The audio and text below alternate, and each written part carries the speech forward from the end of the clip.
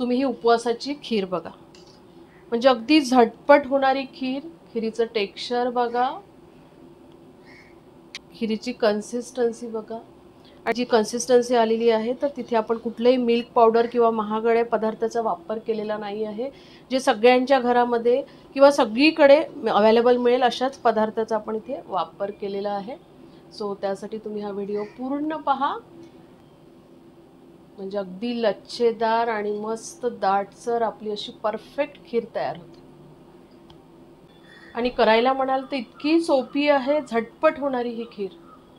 कुठल्याही पूर्व तयारीशिवाय तुम्ही 10 ते 12 मिनिटात ही तयार करू शकता. तुम्हाला वाटलं तर थंड खा किंवा गरमागरम खा. बिना साखरेची खीर आहे. उपवासातच नाही तर तुमच्याकडे पाहुणे येत असेल तर तेव्हाही तुम्ही बनवा ही खीर. खाणारे खुशच होतील आणि अगदी तारीफ तर करणारच. आषाढी एकादशीला तयार करा किंवा आपल्या साध्या भोळ्या पांडुरंगासाठी नैवेद्याला तयार करा.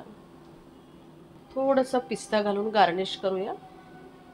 Yes, perfect. टेस्ट करूया. यस,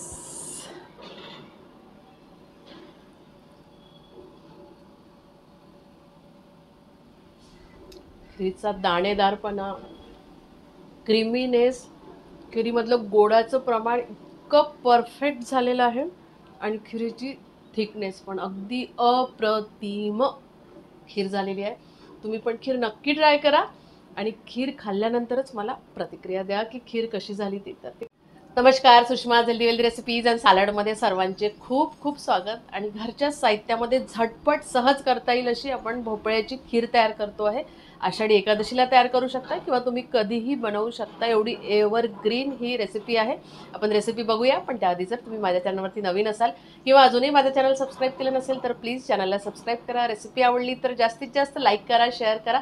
तसेच बेल आयकॉनला पण क्लिक करा जेणेकरून माझ्या नवीन व्हिडिओचे नोटिफिकेशन पहिल्यांदा तुम्हाला येतील. रेसिपीला एक लाईक नक्की द्या आणि चला पटकन खीर पाहूया. भोपळ्याची झटपट खीर बनवण्यासाठी हा असा छान पिकलेला भोपळा घ्यायचा. मी हा स्वच्छ करून घेतला. वरचा जो बियाचा पोर्शन असतो तसा मी सगळा काढून घेतलेला. आणि आपल्याला ज्याच्यामध्ये म्हणजे ज्या भांड्यामध्ये किंवा कढईमध्ये तुम्हाला खीर करायची आहे ना तर त्याच भांड्यात करून घ्यायचं. म्हणजे काय होईल की आपले भांडे पण भरणार नाही आणि सगळी प्रोसेस एकाच याच्यामध्ये होईल. तर याला आपण किसून घेऊया. पाठीमागची जी हे आहे किस्ता ती काढून टाकायची, ती नाही किसायची. पण ते पकडायला चांगलं होतं आणि व्यवस्थित किसल्या जाते म्हणून मग मी पाठ राहू दिली त्याला. मोठ्या छिद्राचं जे हे असते ना त्यानेच मी किसून घेत आहे. इथे भोपळा किसून झालेला आहे. आणि ही बघा, ही पाठीमागची पाट जी आहे ती तुम्ही कुठल्या तरी भाजीमध्ये वापरू शकता. आणि हे व्यवस्थित किसल्या गेलेलं, शेवटपर्यंत हे किसल्या गेलेलं आहे. आणि बघा किस पण किती मस्त पडलेला आहे, रंग बघा. आता हा तयार किस आपण एखाद्या वाटीच्या साहाय्याने मोजून घेऊ, म्हणजे आपल्याला गोडाचं प्रमाण किती घालायचं त्याचा अंदाज येतो. तर एक वाटी आहे, थोडंसं मी दाबून भरलेला. ही कढई आपण गॅसवरती ठेवून दिली आणि गॅस ऑन करून घेतलेला. गॅसची फ्लेम अगदी स्लिमवर केली आणि आता आपण त्याच्यामध्ये तूप घालून घेऊया. तर मी हा 1 चमचा तूप टाकून घेते. थोडा चमचा मोठा आहे आपल्या युजुअल पोहे खायच्या चमच्यापेक्षा. आणि तूप पाणी वगैरे असं काही करायची गरज नाही, जसं तूप असेल तसं घालून घ्यायचं. आपण आता हे मिक्स करून घेऊ.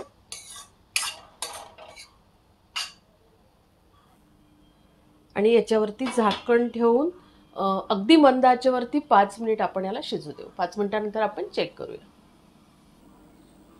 5 मिनिटानंतर चेक करूया, कारण आपलं जळायला नको. आपण त्याच्यामध्ये पाणी नाही घातलेलं, पण त्याला पाणी सुटतं. लागलेली नाही आहे म्हणून थोडंसं तूप मी जास्त घालून घेतलेलं. आणि तसंही खिरीमध्ये तुपाचा स्वाद हा असावा. आणि आपण आता बघूया थोडंसं हे दाबून. तर बघा, हे जे आहे हे शिजलेलं आहे बघा. छान असं हाताने सहज दाबल्या जात आहे.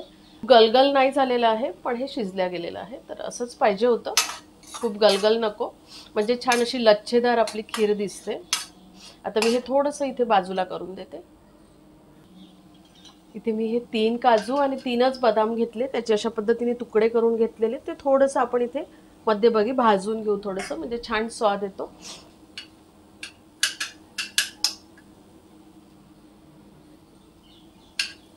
मंद आचेवरती मी अगदी थोडा वेळ हे इथे मध्यभागी परतवून घेतले. आपण आता त्या जो लादा आहे भोपळ्याच्या किसाचा त्याला मिक्स करून घेऊ.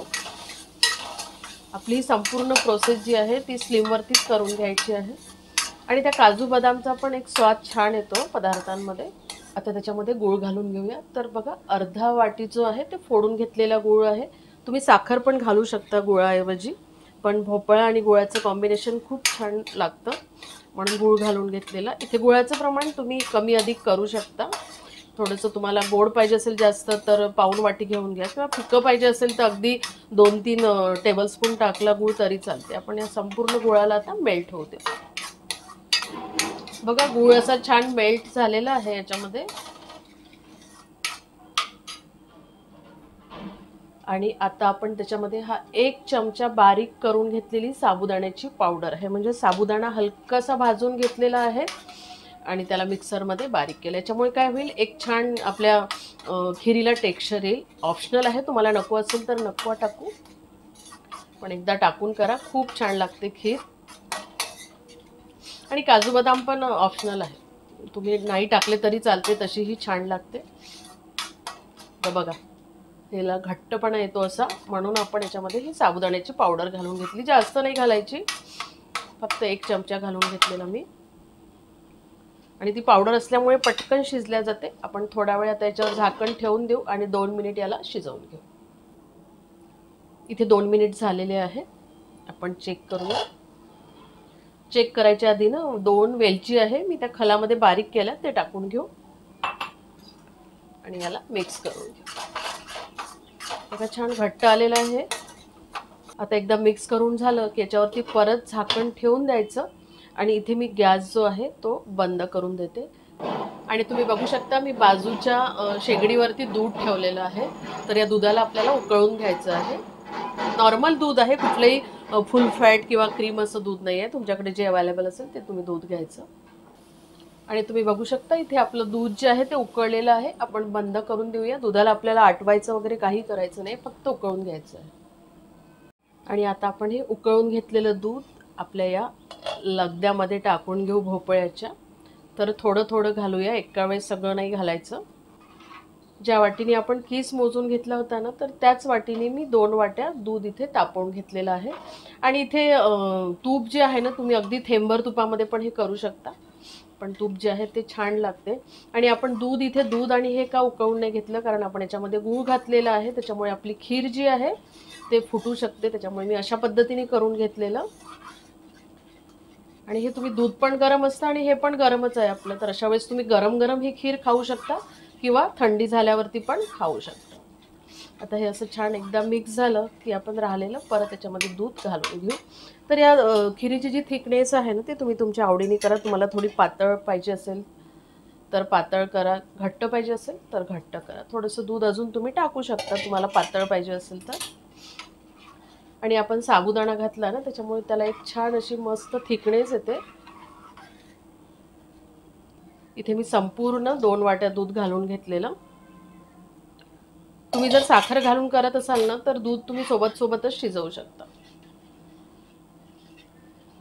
आणि यस, परफेक्ट आपली खीर तयार झालेली आहे. बघा मस्त लच्छेदार अशी ही खीर तयार होते.